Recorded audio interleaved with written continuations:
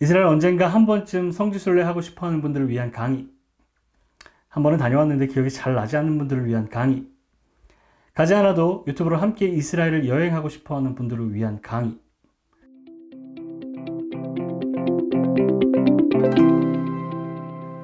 안녕하세요. 이현주 목사입니다. 여러분, 이스라엘에는 두 가지 방법이 있습니다. 하나는 육로를 통해서 이집트에서 남부 이스라엘, 그러니까 엘랏을 거쳐서 국경을 통과하는 방법이 한 가지가 있고요. 또 한 가지 방법은 비행기를 타고 텔아비브로 해서 들어가는 방법이 있습니다. 개인적으로 여러 가지 방법들을 고려하실 수 있겠지만 비행기를 타신다면 반드시 국적기를 이용할 것을 권해드립니다. 제가 개인적으로 경유지를 통해서 2번 들어갔던 기억이 있는데요. 경유지마다 이스라엘 보안 요원들이 나와서 꽤 까다롭게 심사하고 상당히 예민하게 물어보고 질문하는 그런 경험을 한 적이 있습니다. 그래서 사실 기분도 되게 나빠져요. 그래서 가급적이면 국적기를 통해서 한 번에 가면 국적기를 통해 왔으니까 신원이 확보된다라고 생각하는지 모르겠지만 이미그레이션이 아주 쉽게 통과되었던 기억이 있습니다. 여러분, 오늘은 예루살렘 성문에 대한 설명을 해드리려고 합니다.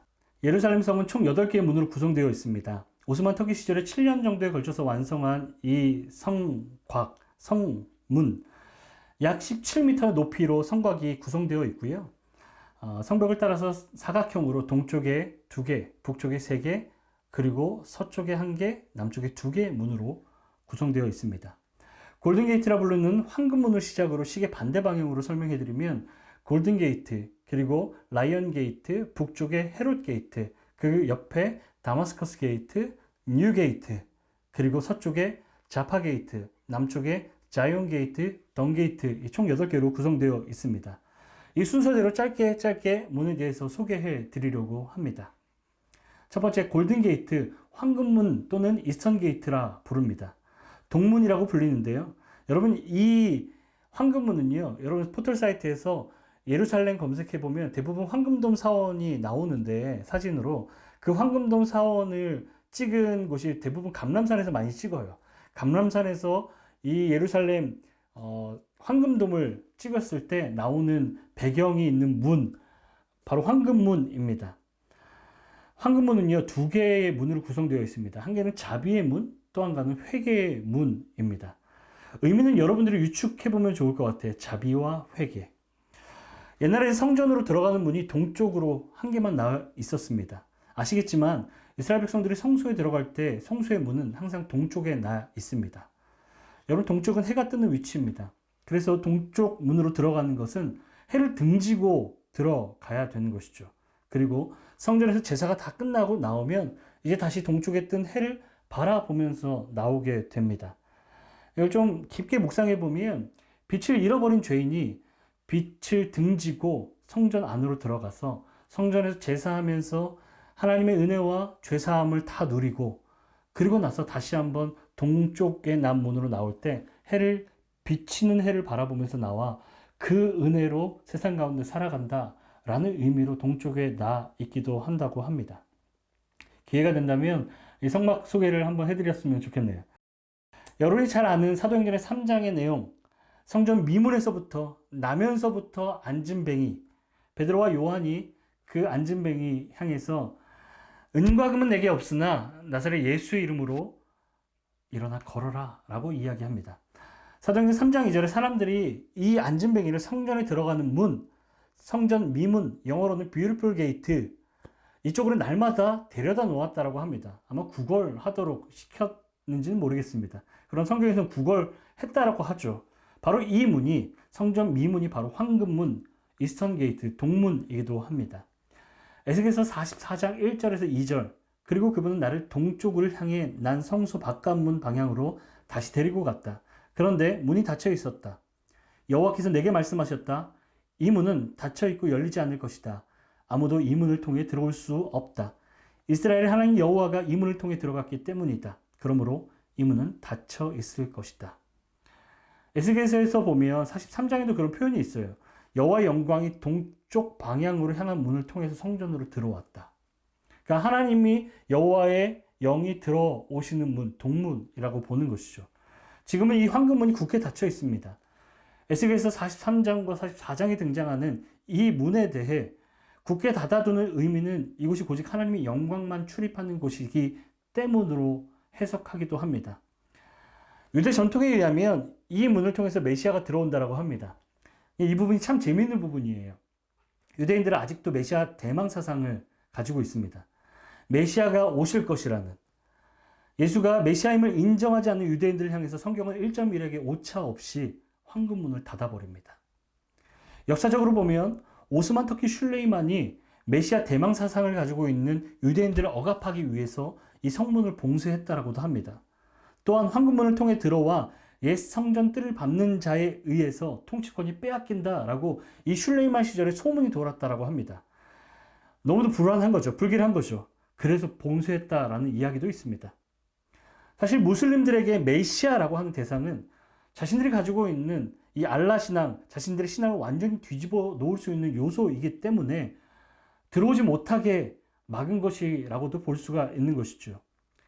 메시아가 이 문을 통해서 들어오면 이스라엘 민족의 회복뿐만 아니라 인류의 구원과 심판이 이루어진다고 믿고 있습니다. 이 문제는 유대인들에게 아주 중요한 문제입니다. 반대로 그러지 않길 바라는 무슬림들에게도 상당히 중요한 문제이기도 하죠. 흥미로운 건 이 황금문을 기준으로 감람산까지, 예루살렘의 동편 문 앞부터 그 아래 기드론 골짜기, 그리고 감람산 기슭에 이르기까지 상당히 많은 무덤들이 있습니다. 확인되지 않는 이야기지만 이 황금문 앞에, 바로 앞에도 무덤이 많이 있어요. 이 확인되지 않는 이야기인데, 황금문 앞에 무덤이 있는 자들은요, 메시아가 올 때 가장 먼저 부활할 것이라는 믿음 때문에 가장 비싼 값을 치르고 그 문 앞에 공동묘지, 그 자신의 무덤을 안치한다라고 합니다. 재밌는 일이죠.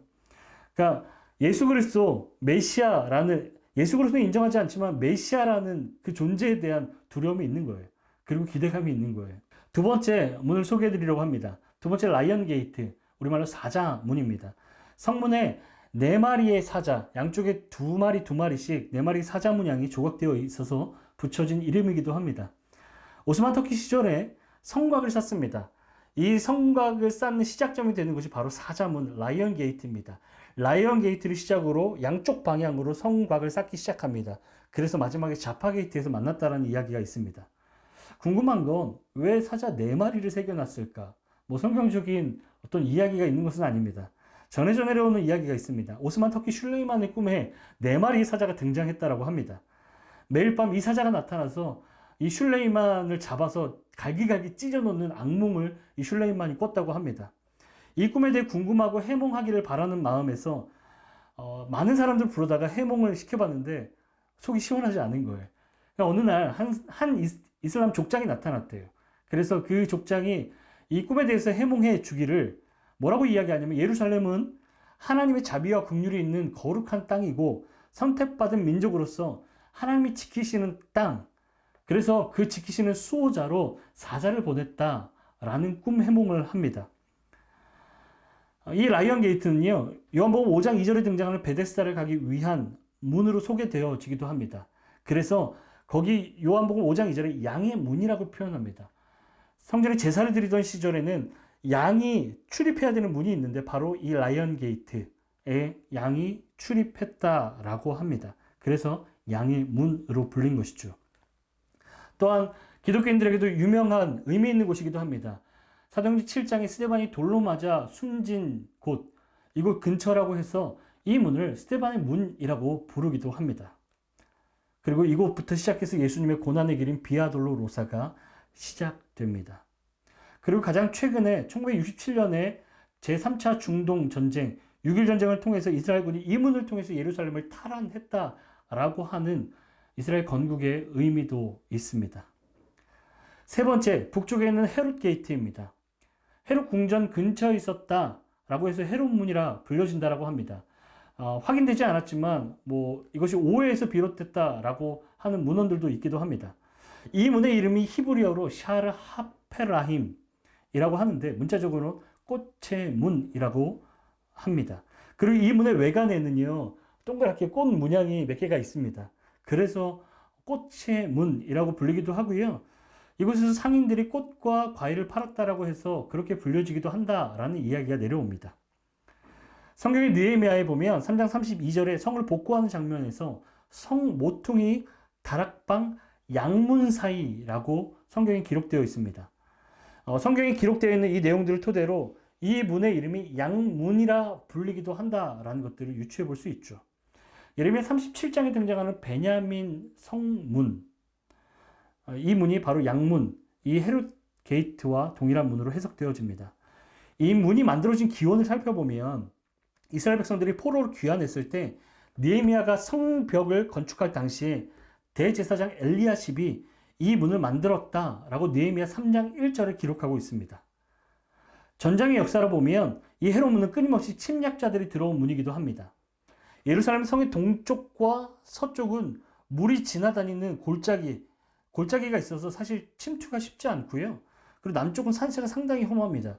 그래서 침입하기 쉽지 않아요. 비교적으로 침입하기 쉬운 북쪽을 향해서 많은 적들이 쳐들어왔다라고 합니다. 그래서 이곳에 가면 성문 그리고 성곽에 보면 상당히 전쟁을 위한 시설들이 아직도 남아있는 것을 확인해 볼 수 있습니다. 네 번째로 소개하는 다마스커스 게이트입니다. 다메섹 문이라고 한글로 표현하죠. 느헤미야의 느헤미야 당시 성벽 지도를 확인해 보면 지금과는 상당히 좀 차이는 있지만 어떻게 성벽을 재건했는지를 확인하면서 현재의 예루살렘 성곽을 확인해 볼 수 있습니다. 예루살렘 북쪽에 있는 세겜이라고 하는 지명을 향하고 있기 때문에 세겜문이라고 불리기도 합니다. 그리고 세겜을 거쳐서 다메섹으로 가는 문이라고 해서 다메섹 문이라고 불렸다고 합니다. 다섯 번째로 소개할 것은 뉴게이트입니다. 사실 이 뉴게이트는 이름과 동일하게 이 성경에는 인지도가 없는 문입니다. 오스만 터키 시절에 성벽 계획에 포함된 문이 아니었어요. 1889년에 이곳에 문을 만들면서 현재의 기독교인 섹터를 편하게 지나다닐 수 있게 만든 문입니다. 1948년에 요르단이 동예루살렘을 장악하고 나서 이 문 뉴게이트를 완전히 봉쇄해버렸어요. 그러니까 예루살렘에 있는 기독교인들에 대한 좋지 않은 감정들 때문에 이 문을 닫아버렸던 것이죠. 그랬다가 1967년에 6.1 전쟁으로 인해서 다시금 이 뉴게이트가 통행이 재개가 되었던 곳이기도 합니다. 여섯 번째로 소개할 문은 예루살렘 성 서쪽에 유일하게 서쪽에 하나 있는 문 자파 게이트입니다. 요빠문, 요빠 게이트라고도 부릅니다. 이 성문으로 쭉 가면 여러분 추측할 수 있겠지만 요빠 항구가 나온다라고 해서 요빠 게이트라 부릅니다. 이곳에는 다윗의 망대가 위치해 있습니다. 그래서 다윗문이라고 부르기도 합니다. 이 요빠문에는 글씨가 새겨져 있는데요. 1538년에 슐레이만 대제가 이 문을 세웠다라고 아랍어로 쓰여져 있습니다. 그리고 그 아래 1970년에 보수를 하면서 히브리어와 아랍어로 한 번 더 새기게 되는데 예루살렘 성이 보수되었다라고 하는 그런 문자가 쓰여져 있습니다. 일곱 번째, 남쪽에 위치한 자이언 게이트 시온문입니다. 이 문을 통해서 시온산으로 갈 수 있기 때문에 시온문이라 명칭합니다. 사실 시온산은 현재 성전산을 의미하지만 어떤 연유에서인지 모르겠는데 지금은 시온산이라 부르게 됩니다.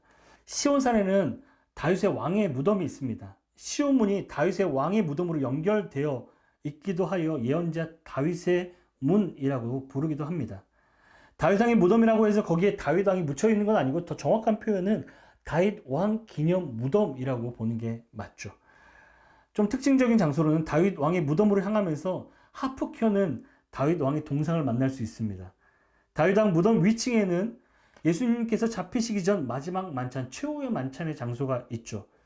또한 사도행전 오순절 다락방, 성령 강림 사건의 배경이 되는 마가의 다락방이 바로 다윗의 무덤 위층에 자리 잡고 있습니다.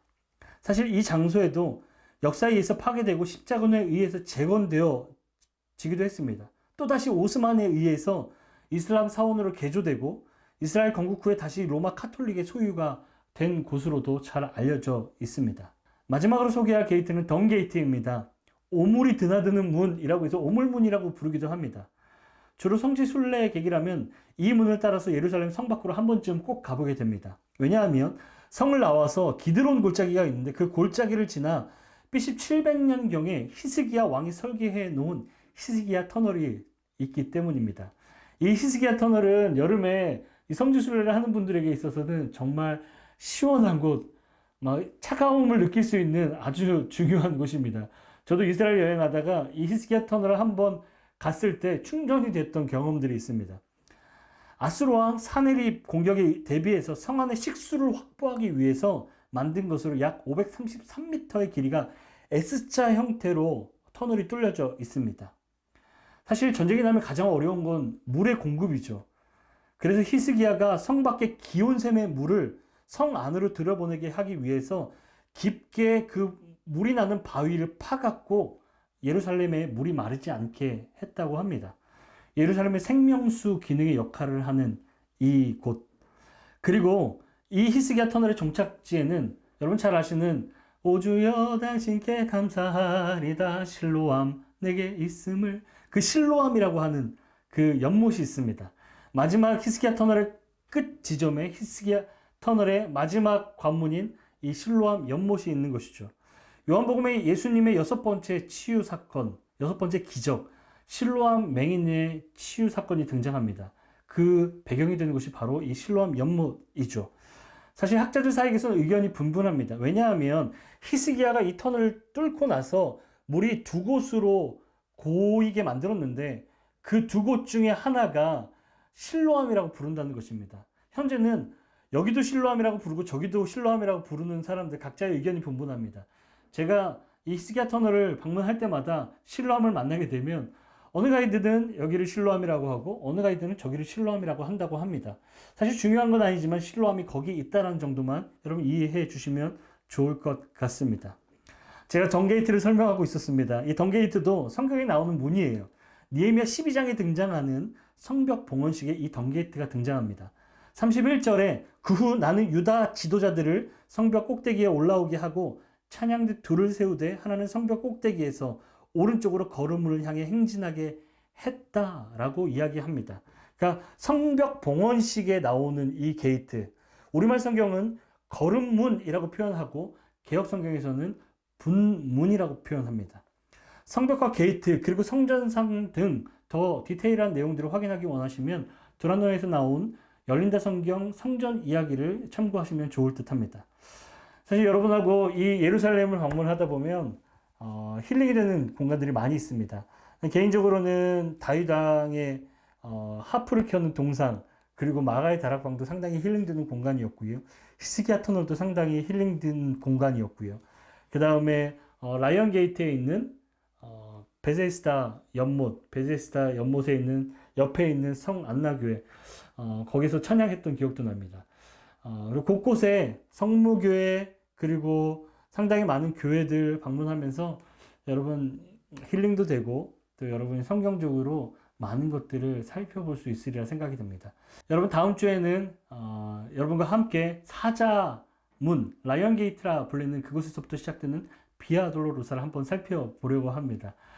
여러분과 함께 이 성지순례를 할 생각을 하면 상당히 행복합니다. 언젠가 가게 될, 지금 막혀있지만 언젠가 가게 될 그 성전, 그리고 이스라엘 땅, 예루살렘 함께 소망하면서 성경을 더 깊게 보면서 이 성지순례 여행 같이 계속해서 떠나길 소망합니다. 다음 주에 뵙겠습니다.